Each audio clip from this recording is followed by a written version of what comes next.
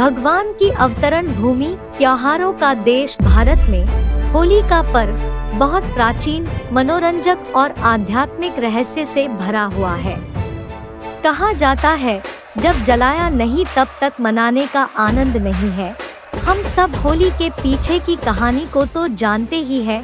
हिरण्यकश्यप, प्रहलाद, होलिका, ये तो हम बचपन से ही सुनते आए हैं।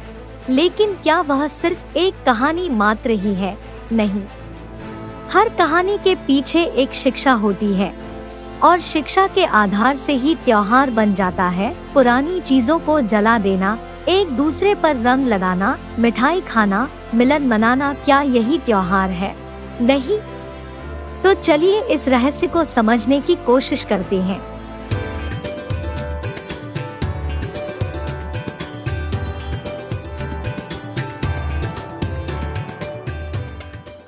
होलिका दहन का प्रसिद्ध प्रसंग तो आप सभी जानते ही हैं कि होलिका ने प्रहलाद को गोद में लेकर जलाकर मारने का प्रयत्न किया, किंतु होलिका ही जल गई और प्रहलाद सुरक्षित रह गया।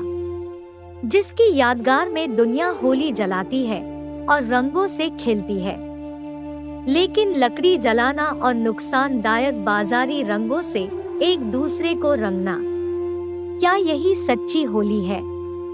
नहीं, यह संकेत दिया है 5 विकारों के माध्यम से पूरी दुनिया में फैली पापाचार की आग का, जिससे सारी दुनिया दहक रही है।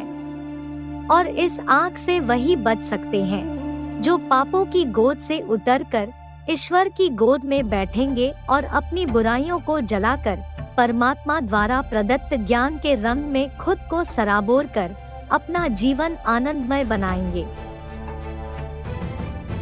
क्योंकि वर्तमान समय में ढेरों मनुष्य नास्तिक होते जा रहे हैं और ईश्वरीय सत्ता की अवमानना कर रहे हैं। ढेरों ऐसे हिरण्यकश्यप पैदा हो चुके हैं जो खुद को ही शिवोहम व जगत गुरु की उपाधि देकर ईश्वर को चुनौती दे रहे हैं, जबकि जगत के गुरु तो परमपिता परमात्मा शिव है।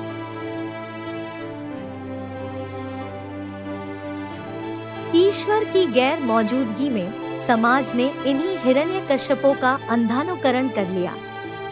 तब ऐसी मिथ्या धारणा को मिटाने के लिए स्वयं हम सभी आत्माओं के पिता परमपिता परमात्मा शिव ज्योति बिंदु अपने परमधाम को छोड़ इस सृष्टि पर संगमयुग में आते हैं।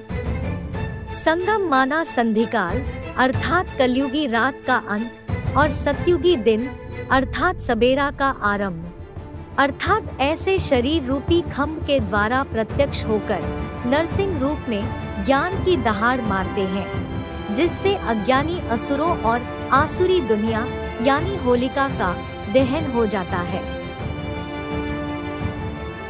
और इसे दूसरे अर्थों में समझा जाए तो होली यानी जो हो गया बीत गया उसे जलाना, माना ही खत्म करना। क्योंकि आज के इंसान तो अपना कीमती समय और एनर्जी ज्यादातर बीती बातों घटनाओं के व्यर्थ चिंतन में बर्बाद करके और भी दुखी होता रहता है, जिससे कुछ भी प्राप्त नहीं होता। अतः होली हमें इस बात का संदेश देती है कि बीती को चितवो नहीं, बिंदी अर्थात फुल स्टॉप लगाओ और ज्ञान के रंगों से खुद भी और दूसरों को भी नए सिरे से खुशनुमा जीवन जीने की ओर प्रेरित करो।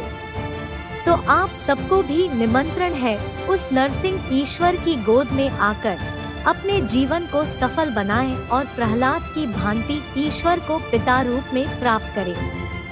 ओम शांति।